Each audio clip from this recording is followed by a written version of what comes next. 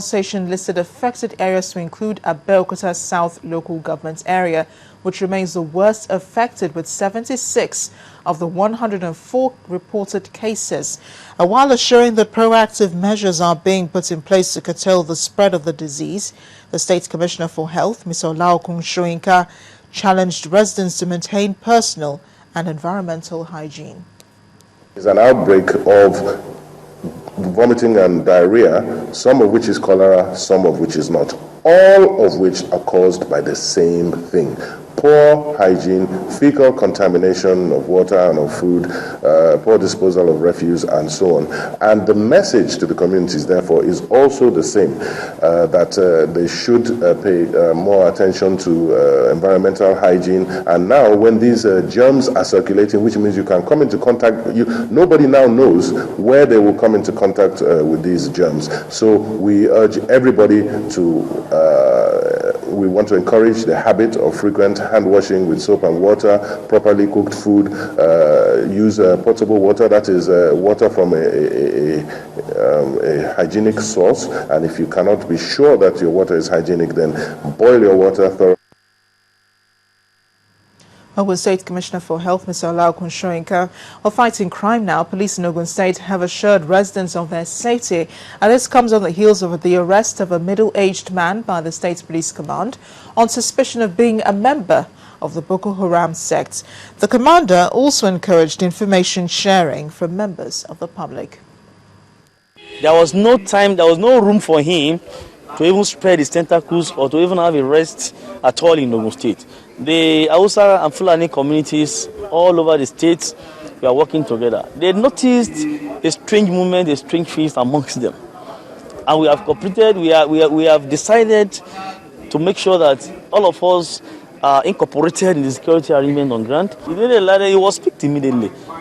He was a fleeing suspect, not a resident suspect. So people should not have the belief that since they are picked, Umaru, since they have picked him in Ogun State, that they have many members. We don't have many members of them, of Boko Haram sect in Ogun State. It's just a fleeing suspect, and that is all. And we are still intensifying our effort to make sure we don't give them any room to come into Ogun State or to even coexist with any one of us in Ogun State. Ogun State is safe and continue to be safe. Meanwhile, in the southeastern Nigeria's Security and Civil Defense Corps, Abia State Command is harping on the need to protect critical infrastructure from vandals.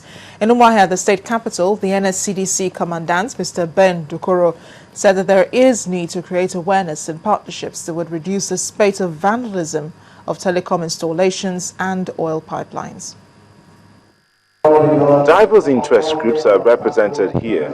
They include other sister security agencies, stakeholders on security, representatives of telecommunications companies, as well as traditional rulers who oversee the communities where most of the facilities are installed and located.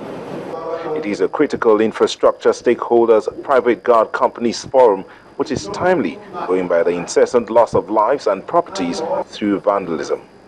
It is as a result of the existing and emerging challenges towards the protection of the above critical infrastructures and more that necessitated the signing of an MOU between the Nigerian Security and Civil Defense Corps and the stakeholders for the provision of adequate security and protection for these facilities everywhere in the country.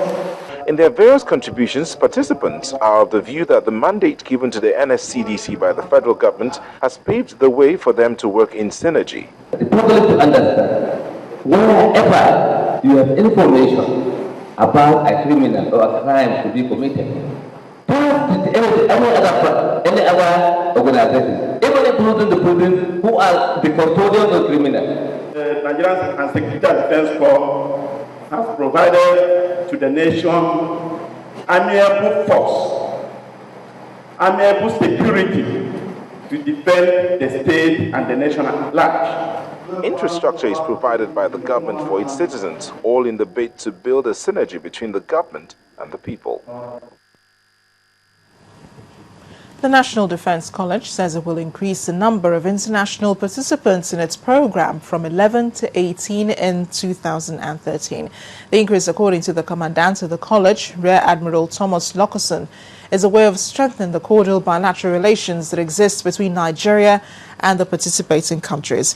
Meanwhile, 131 participants are expected to graduate from course 21, which ends next week. This huge number is a reflection of both the growing demand for vacancies in the college and our capacity to respond to such demands. Particularly, if we recollect that course 1 started with 30 participants in 1992. There are still plans to further expand the intake of international participants in the years ahead as a means of strengthening the cordial bilateral relationships that already exist between Nigeria and those countries. Indeed, 18 international participants are expected for the next course, that's course 22, and will include participants from Bangladesh, India, and Pakistan.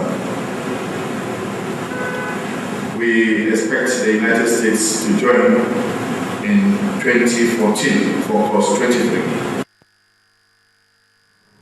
Away from security and defense, over 2,000 households in Anambra State are beneficiaries of the 2012 MDG Conditional Cash Transfer Scheme. Families in 5 selected local government areas got monies totaling 375 million naira. The program aims to reduce extreme poverty and hunger, especially in the grassroots. From 5 local government areas classified under the Forest Council areas in the state, 2,254 households emerged beneficiaries in the 2012 MDG's Conditional Cash Transfer Scheme. The local government areas include Ogbaru, Anambra West, Anocha, Orumba North, and Ihiala. Each of the benefiting households will be receiving a monthly stipend of 5,000 naira, a GSM phone, and at the end of a 1-year period, a lump sum of empowerment fund to be invested gainfully. Individual intervention will help us to use this project to reduce poverty in Anambra State and in Nigeria to the glory of God.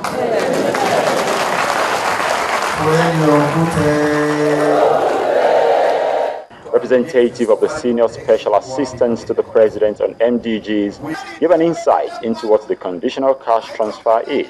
If Nigeria needs to achieve a huge success in meeting the Millennium Development Goals, then there is the need for us to increase investment in social safety net.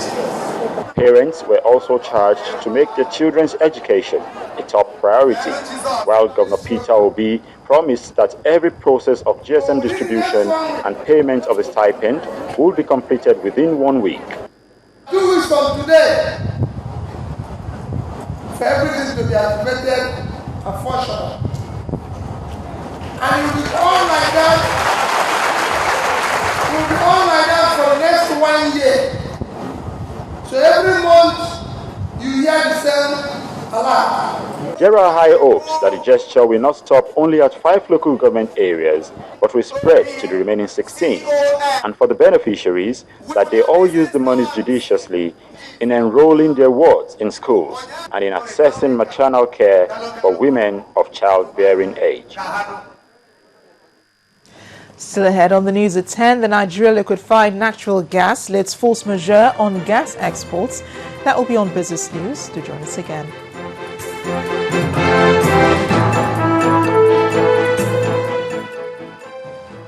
When searching for a good bank, you have to be very discerning, so you don't get one thing and miss out on others. Well, your search is over at First Bank. We offer a variety of products and services made with you in mind. From flexible loans, easy access to cash, bill payments from anywhere in the world, to savings for the little ones. Make that switch today. Contact us to learn more about the many products and services we have designed for your convenience. First Bank, truly the first. From Friday evening, go to Sunday evening when you want recharge. Press star 888 that your recharge card pin. The compressor has 100% bonus. So enter your phone if that make you take it to anyhow where you like. MTN.